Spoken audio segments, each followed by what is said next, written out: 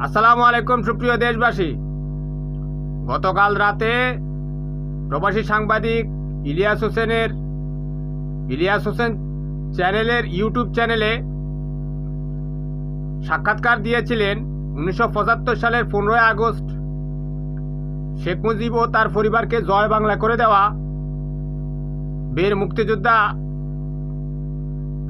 রাশেদ চৌধুরী বীর বিক্রম। সেখানে প্রবাসী সাংবাদিক ইলিয়াস হোসেন রাশেদ চৌধুরীকে প্রশ্ন করেছিল যে 1975 সালের 15 আগস্ট শেখ মুজিবের সাথে সাথে কি শেখ হাসিনাকে এবং শেখ রেহানাকে জয় বাংলা করে দেওয়া উচিত ছিল কিনা। এটার প্রতি উত্তরে তিনি প্রশ্নের জবাব না দিয়ে এড়িয়ে গেলেন। সে সময় যদি শেখ হাসিনা এবং শেখ রেহানা জয় বাংলা হতো তাহলে